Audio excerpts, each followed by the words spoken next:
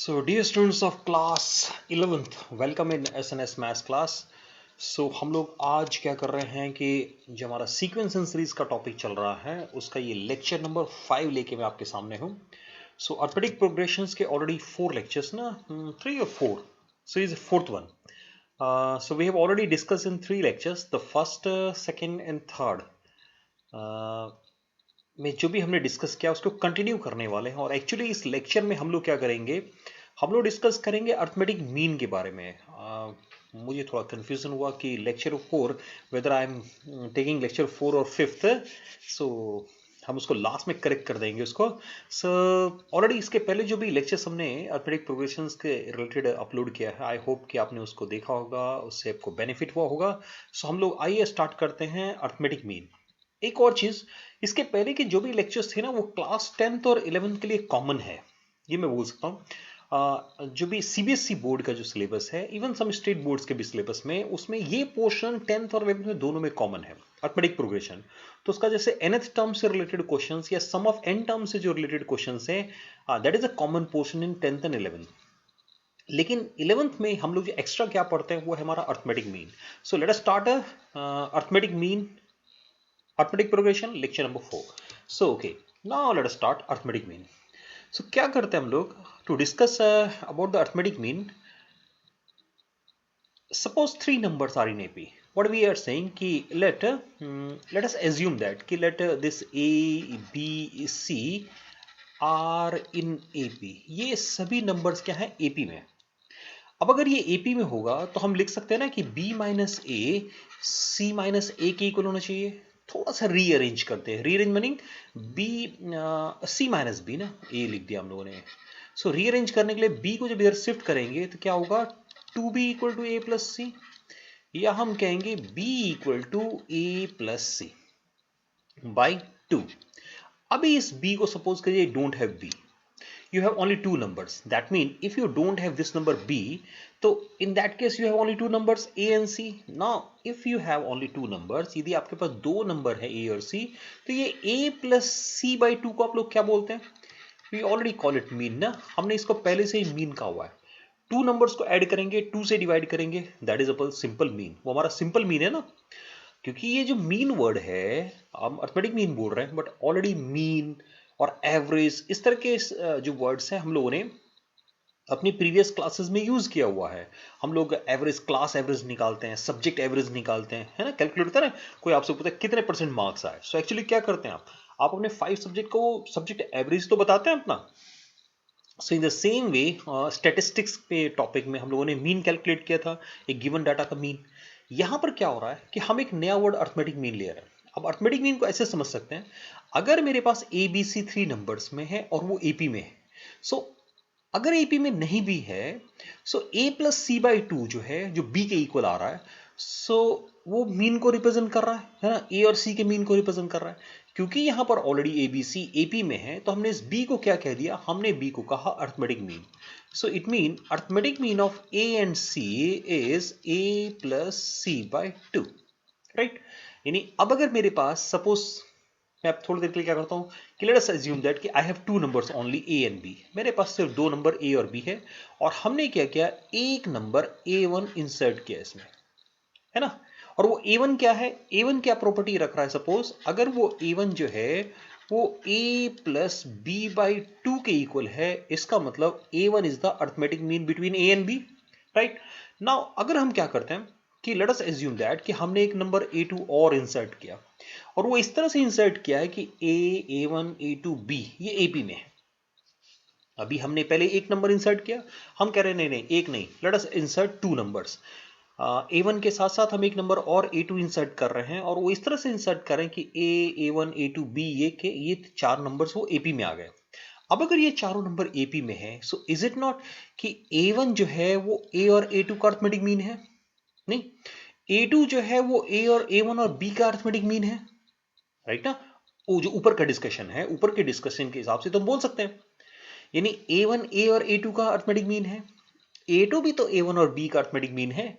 सो इसका मतलब ए और बी के बीच में जो दो नंबर A1 और A2 हैं, जो इस पूरी सीरीज को AP बना रहा है, हम इन दोनों को भी अर्थमेटिक मीन बोल सकते हैं. और अगर हम दो की जगह सपोज 3 नंबर्स इंसर्ट करते हैं। सपोज हमने डिसाइड करना ही नहीं, हम A1 A2 A3 3 numbers insert करेंगे।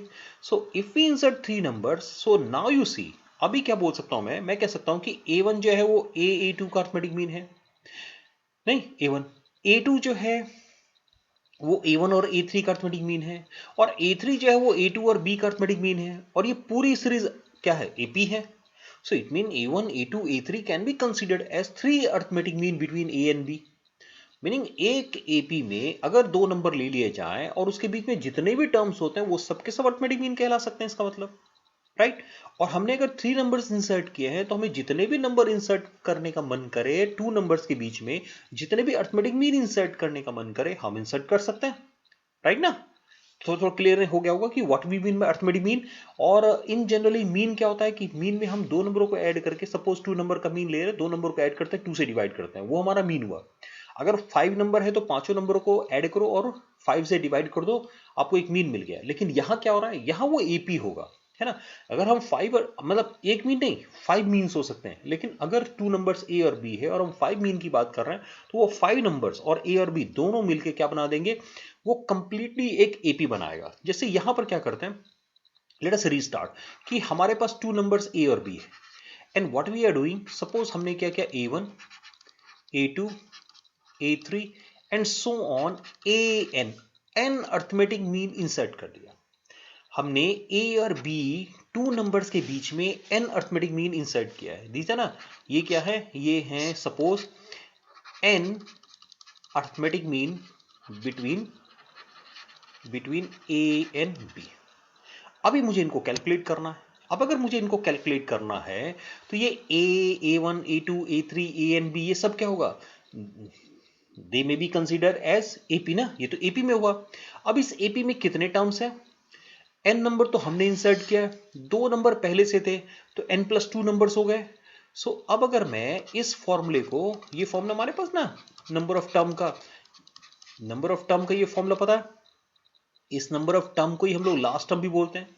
सो अगर इसको यहां पर अप्लाई करें तो here last term is b, first term a हो गया, और नंबर ऑफ टर्म्स n की जगह n+2 -1 into d लिख दे। So from here b minus A divided by n+1, ये d के इक्वल आ गया। इसको हम चाहे तो याद रखें। अब याद रखने से फायदा क्या है कि whatever arithmetic means are there ना, A1 A2 A3, we can calculate all these. कैसे कैलकुलेट करेंगे, अब एक नंबर A हमारे पास फर्स्ट नंबर था, उसमें जैसे ही D को ऐड करेंगे, दैट मीन उसमें हम जैसे ही b minus A divided by n+1 को ऐड करेंगे हमें A1 मिल जाएगा, फर्स्ट अर्थमेटिक मीन। हमें A2 चाहिए तो A2 होना चाहिए A+2D, यानी A में क्या करेंगे, 2 time of this b minus A divided by n+1 को ऐड करने से मुझे आंसर मिल जाएगा। Similarly I can calculate A3 and not only A3, हम इसी तरह से AN कैलकुलेट करने जाएंगे तो n into B minus A divided by n+1, इससे मल्टीप्लाई करेंगे हमें nth अर्थमेटिक मीन मिल जाएगा। दैट मीन अगर टू नंबर्स दे दिए जाएं तो आपको जितने भी अर्थमेटिक मीन इंसर्ट करना, in this way you can insert, है ना, हम इंसर्ट कर सकते हैं। उसके लिए एक तरीका तो क्या है कि इस फॉर्मूले को याद कर लिया जाए। अब अगर ये फॉर्मूला याद रहेगा तो बस direct first arithmetic mean, second arithmetic mean, third arithmetic, whatever you want to write ना, write it.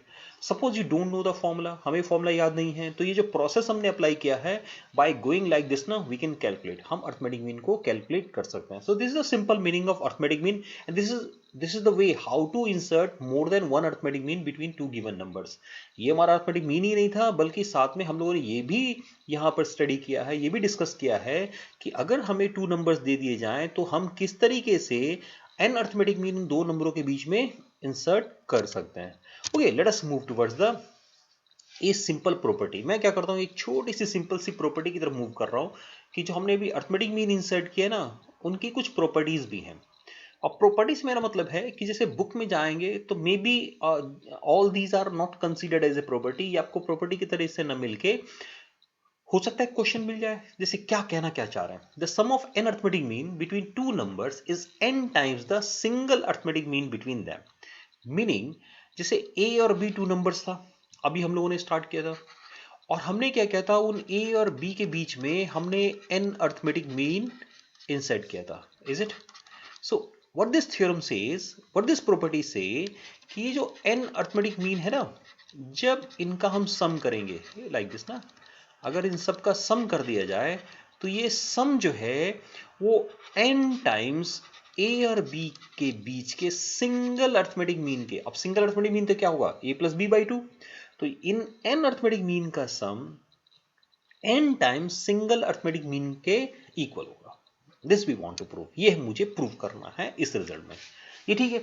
C one more thing, अब इसका फायदा, एक तो ये क्वेश्चन हो सकता है, अगर मैं सीबीएसई एग्जामिनेशन की बात करेंगे तो वहां तो भाई आपसे क्या करेगा कोई, इसको सिंपल 3-4 मार्क्स के क्वेश्चन के फॉर्म में पूछेगा, लेकिन ये प्रॉपर्टी याद रखने से ना हम कॉम्पिटिटिव एग्जामिनेशन में हमारे काम आ सकती है। कैसे काम आ सकती है, हम अगर सपोज करते हैं कि 2 और 7 2 नंबर्स था और उसने कहा था find the sum of 5 arithmetic mean between them, इनके बीच में जो 5 अरिथमेटिक मीन इंसर्ट करेंगे उनका सम बताओ, तो by using this property we can say simply 5 2 plus 7 by 2, 9 5s are, so the sum is 45 by 2। इस तरीके से हम डायरेक्ट आंसर कैलकुलेट कर सकते हैं। हमने अप्लाई कर दिया ना कि उन 7 अरिथमेटिक मीन का सम जो है वो दोनों अरिथमेटिक मीन को, दोनों नंबर्स को, यानी सिंगल अरिथमेटिक मीन को मैं ऐसे बोल रहा हूं कि दोनों नंबर्स को ऐड करके 2 से डिवाइड करेंगे और नंबर ऑफ अरिथमेटिक मीन से मल्टीप्लाई कर देंगे तो हमें आंसर मिल जाएगा। चलिए प्रूफ करते हैं इसको, है ना। सो प्रूफ के लिए या तो मैं पूरे प्रोसेस पे आता हूं, लेकिन क्योंकि अभी हमने जस्ट पिछले स्क्रीन में ये हमने कैलकुलेट किया है तो क्यों ना इसको डायरेक्ट यूज कर लें, है ना। इसको डायरेक्ट यूज करने से मेरा मतलब क्या है, अब ये a1 क्या होगा, is it a1 a plus D होने वाला है, a2 क्या होगा, a2 a प्लस 2d हो जाएगा, a3 होगा a प्लस 3d, और इसी तरीके से जब an कैलकुलेट करेंगे तो a प्लस एन डी के इक्वल होगा। अब इसमें कितने a हैं, n a हैं, d को अगर कॉमन कर दें तो ब्रैकेट में क्या आ रहा है 1 plus 2 plus 3 plus so on n। अब ये n a है, ये ठीक है, वी हैव d, ये भी ठीक है। अब d की तो वैल्यू पता है तो क्यों ना वैल्यू को डायरेक्ट यूज करें कि b minus A divided by n plus 1 लिख दें, और हेयर 1 से लेके n तक ये नेचुरल नंबर्स है तो ये AP में है, इसका सम कैलकुलेट कर सकते हैं। Here you have 2 का एलसीएम ले लें, so now we have 2na plus nb minus na divided by 2। Okay, यहां देखो 2an और 2na में से na माइनस करेंगे तो na बच जाएगा और n कॉमन करेंगे, so we get a plus b by 2, that is n time the single arithmetic mean between the two numbers। तो इस तरीके से आप सिंपल सा ये प्रूफ हमारे काम आएगा।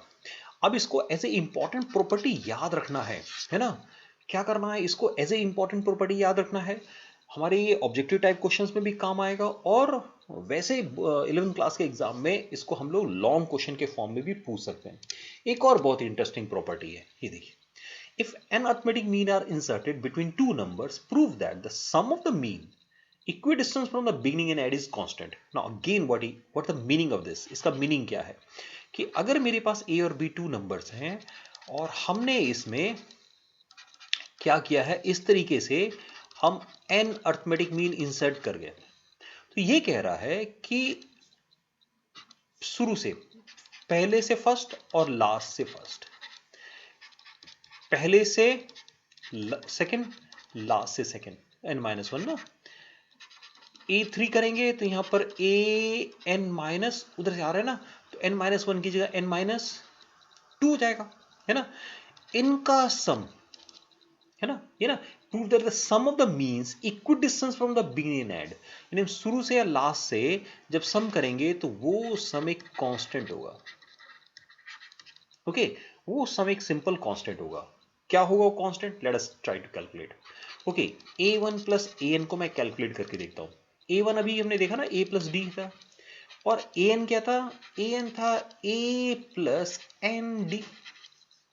ओके, 2a, ना ये n प्लस 1 d को कॉमन करने से ना इन दोनों में, और d की वैल्यू को हम पुट कर देते हैं b minus A divided by n plus 1, n plus 1 n plus 2a में से a जाएगा, so you are getting simply a plus b।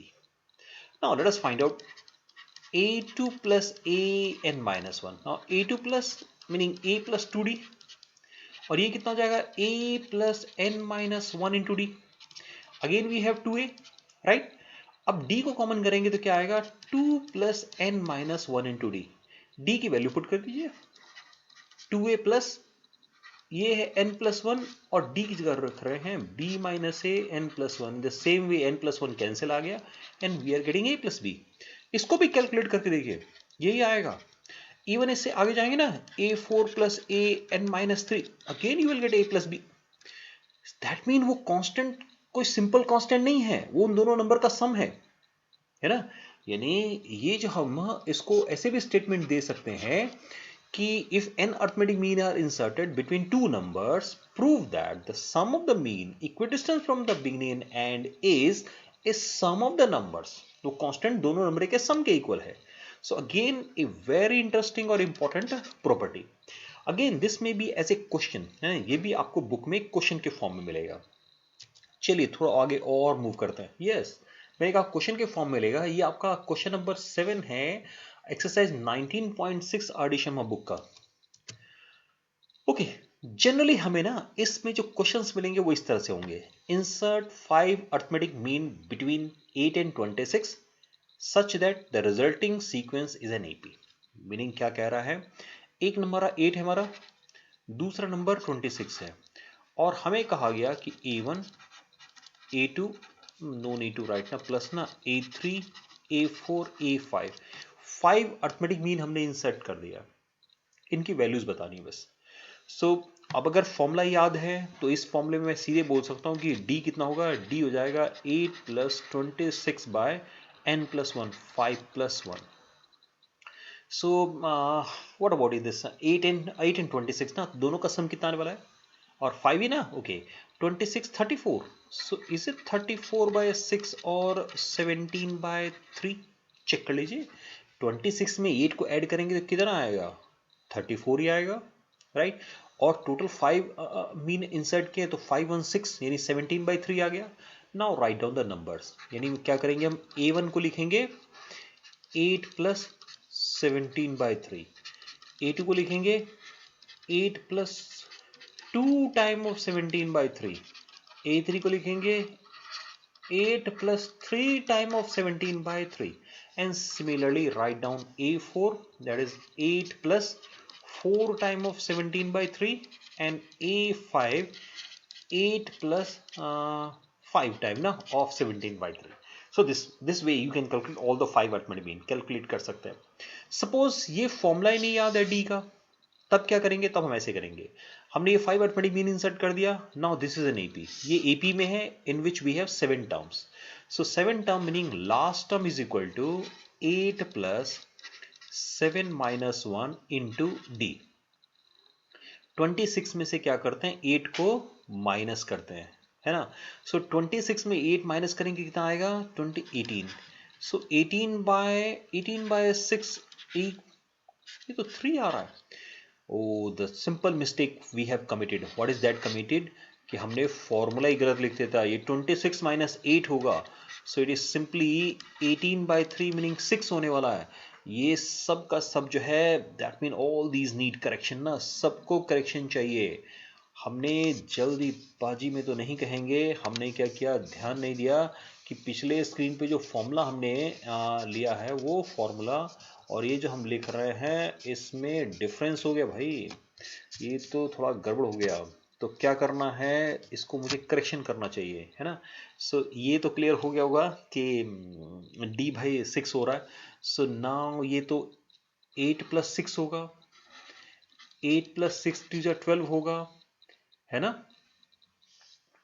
यहाँ क्या करते हैं कि थोड़ा सा करेक्शन कर रहे हैं, 6 नहीं 3 बल्कि d3 होगा। तो 8 plus 3, 8 plus 6, 8 plus 9, 8 plus 12 and 8 plus 15, that is 23, है ना। यहाँ थोड़ा करेक्शन करेंगे। अच्छा हुआ कि हमने ना मेथड से चले गए, क्योंकि हमने यहाँ फॉर्मूले की छोटी सी गलती कर दी थी। फॉर्मूला क्या है, d का फॉर्मूला है b minus A by N plus 1, और हमने गलती से उसको प्लस लिख दिया था। अभी आपको d पता लग गया तो you can calculate like this ना, या इस तरीके से आप सिंपली कैलकुलेट कर सकते हैं। थोड़ा ध्यान रखेंगे, मैंने भी any how I have committed a mistake by writing 8 plus 26। Okay, चलिए सही समय से हमने उसको करेक्शन कर दिया। सी ये हमने क्वेश्चन नंबर 14 एक्सरसाइज 9.2 एनसीईआरटी का ये क्वेश्चन है और यही क्वेश्चन आपको as a question number 9 exercise 19.6 R D Sharma की बुक से मिल जाएगा। See this is again important question. If a to power n plus b to power n divided by a to power n minus 1 plus b to power n minus 1 is the arithmetic mean between a and b, then find the value of n। And ये हमने question number 15 exercise 9.2 NCERT book का है ये question. सी ये question ना, और इसे either this one और लिटिल थोड़ा सा इसे मिलता है तो क्वेश्चन जेई मेंस में भी 2-3 साल पहले आया था क्वेश्चन ये। सो हम क्या करने चाह रहे हैं कि हम ओके सो आइए स्टार्ट करते हैं। क्या करना है इसमें कि ये ए और बी के बीच का अर्थमेटिक मीन है तो हमें एन की वैल्यू, इसका मतलब ये हुआ कि अगर ए और बी के बीच का अर्थमेटिक मीन तो हम लोग ये लिखते हैं ना a plus b by 2 if this is the arithmetic mean between a and b। तो ये होना चाहिए a n plus b to power n the whole divided by a to power n minus 1 plus b to power n minus 1। चलिए cross multiplication करके देखते हैं। a से multiply करेंगे राइट, b से मल्टीप्लाई करेंगे ये भी ठीक है, a से मल्टीप्लाई करेंगे ये भी ठीक है, b से मल्टीप्लाई करेंगे और यहाँ भी 2 से मल्टीप्लाई करेंगे। हमने क्रॉस मल्टीप्लिकेशन कर दिया। इसको यहाँ शिफ्ट कर दें और इसको यहाँ शिफ्ट करते हैं ना। जस्ट मिनट, ये हमने 2 से मल्टीप्लाई किया ना, सो इसको b टू पावर n को इसको नहीं। सो ये जब a टू पावर n इधर आएगा तो ये a टू पावर n हो जाएगा और ये भी तरह के माइनस होगा तो ये हो जाएगा b टू पावर n। यहां तक तो ठीक लिखा आपने। Now you see this one, यहां जरा ध्यान से देखिए, अगर इसको भी हम दूसरी साइड में शिफ्ट करते हैं तो ये माइनस का b a to power n minus 1 और माइनस का a b to power n minus 1। इसका ये हुआ कि इन दोनों में से a to power n minus 1 common आ सकता है और a माइनस b आ जाएगा राइट। अभी इन दोनों में से b to power n minus 1 आएगा और माइनस को मैं कॉमन कर लेता हूं ताकि a माइनस b आ जाए राइट। ये जीरो होगा ना भाई, सबको एक तरफ शिफ्ट कर दिया तो। अब अगर a माइनस बी को कॉमन करेंगे तो यहां आ जाएगा हमारे पास a to power n minus 1 minus b to power n minus 1 equal to 0। अब ये तो जीरो नहीं हो सकता क्योंकि a माइनस बी अगर जीरो होगा तो a और b इक्वल हो गए, और अगर a और b इक्वल हो गया तो a और b के बीच का अर्थमेटिक मीन का कोई मतलब ही नहीं बनता राइट। तो इसका मतलब ये सेकंड पार्ट जीरो होना चाहिए, यानी ये कह सकते हैं कि a to power n minus 1 minus b to power n minus 1 ये जीरो होने चाहिए और a और b इक्वल नहीं है। अब अगर a और b इक्वल नहीं है, a और b इक्वल नहीं है तो इसका मतलब ये n माइनस 1 और n, यानी इसको मैं ऐसे लिखता हूं, चलो इसको ऐसे लिखें। अब a और b इक्वल नहीं है तब भी a इक्वल है, ये तभी हो सकता है जब n माइनस 1 की वैल्यू जीरो, क्योंकि a पावर जीरो 1 हो जाएगा और b पावर जीरो 1 हो जाएगा। सो n माइनस 1 की वैल्यू जीरो का मतलब n की वैल्यू 1 हो जाएगी। या और इसको अगर आपको ऐसे भी समझ सकते थे, हम क्या करते हैं डिवाइड करते हैं। डिवाइड करेंगे तो इसको हम ऐसे लिख सकते हैं ना, इक्वल टू 1। नहीं, अब ये 1 कब होगा? 1 हो सकता है जब हम लिखेंगे a to power b, a divided by b power zero. So n minus 1 को जीरो के इक्वल पुट करेंगे और n का वैल्यू 1। सो अगेन ये आपकी एनसीईआरटी बुक का क्वेश्चन है और ये एक इंपॉर्टेंट क्वेश्चन मैं कह सकता हूँ एग्जामिनेशन पॉइंट ऑफ व्यू से। Okay let me see the once more, एक क्वेश्चन और आते हैं। ओके व्हाट दिस क्वेश्चन से अगेन, ये क्वेश्चन हम लोगों ने क्या, okay I think this is question from R D Sharma exercise. So हम लोगों ने लिखा नहीं है, लिखना भूल गए, कोई बात नहीं। क्या कह रहा है यहाँ, पहले फर्स्ट स्टेटमेंट है, if X Y Z are in AP and a1 is the arithmetic mean between x and y। तो इतने पोर्शन को यूज करें। एक्स वाई जेड एपी में है, क्या कहा इसने, first X Y Z are in AP, और अगर ये एपी में होगा इसका मतलब x प्लस जेड जो है 2y होगा, इसको यहीं छोड़ देते हैं। सेकेंड हमने कहा कि a1 जो है वो x और y का अर्थमेटिक मीन है, तो इसका मतलब ये हुआ कि x प्लस वाई वो 2a1 के इक्वल होना चाहिए, और a2 जो है वो है अर्थमेटिक मीन y और z का, यानी y प्लस जेड जो है वो 2a2 होना चाहिए। और हमें क्या प्रूव करना है टू प्रूव मैं कहूँगा ये कि मुझे प्रूव करना है कि arithmetic mean of a1 and a2 is y। That mean हमें ये प्रूव करना है, एनी हाउ अगर हम ये प्रूव कर देते हैं कि a1 प्लस a2 2y के इक्वल है, ठीक ना। So a1 plus a2 add करें, ऐड करेंगे तो x plus 2y plus z is equal to twice a1 plus a2 आ रहा है। अब x प्लस जेड को 2y पुट करते हैं, so now we have 4y equal to twice a1 plus a2, और फ्रॉम हियर वी कैन से a1 plus a2 जो है वो हो जाएगा हमारा 2y, नहीं। सो it mean y is the, क्योंकि इस 2 को यहां से हटा के यहां लेके आएंगे तो हम बोल सकते हैं कि y जो है वो a1 और a2 का अर्थमेटिक मीन है, और यही हमें प्रूव करना था। सो ये क्वेश्चन हम लोगों ने आर डी शर्मा की बुक से पिक किया है। सो एज फॉर इज और अर्थमेटिक मीन इज कंसर्न ना, हमने what we have discuss in this video, एक तो अर्थमेटिक मीन किसको बोलते हैं वो ठीक रहा। अर्थमेटिक मीन को डिस्कस करने के बाद हम फिर आए कि हमने दो बहुत ही इंटरेस्टिंग प्रॉपर्टीज अर्थमेटिक मीन की स्टडी कर लिया कि एन अर्थमेटिक मीन का सम जो होता है वो, एन अर्थमेटिक मीन का अगर हम सम कैलकुलेट करेंगे तो वो सम क्या होगा, वो सब n times single arithmetic mean के इक्वल होता है। एक अदर प्रॉपर्टी हमने क्या डिस्कस किया कि अर्थमेटिक मीन जो इक्वल डिस्टेंस पे होते हैं, यानी बिगिनिंग से और लास्ट से सेम डिस्टेंस पे जो अर्थमेटिक मीन का सम करेंगे तो वो सम ऑफ द टू नंबर्स के इक्वल होता है। एंड देन हमारे जो जो इसमें बेसिक क्वेश्चन आपको बुक्स में मिलेंगे वो क्या होगा, टू नंबर्स दे देगा और कहेगा उसमें 5 अर्थमेटिक मीन इंसर्ट करो और 7 और 8 समथिंग लाइक दैट ना, तो how to do that. And उसके अलावा हमने दो इंटरेस्टिंग क्वेश्चन जो हमारी बुक में थे उनको भी हमने यहाँ पर सॉल्व कर लिया। So as far the exercise concern, क्योंकि आप एक्सरसाइज के कुछ क्वेश्चनों को हम लोग क्या कर रहे हैं कि कॉन्सेप्ट के साथ सॉल्व कर रहे हैं, तो हम उसको प्रॉब्लम सॉल्विंग की वीडियोस में उन क्वेश्चनों को नहीं लेंगे, बल्कि हमको बता देंगे कि किस लेक्चर के किस वीडियो में वो इंक्लूडेड है। So dear friends, thank you very much for watching this video, keep watching my channel, wait for the next video जहां पर हम इस टॉपिक को और आगे कंटिन्यू करेंगे। So once again thank you very much.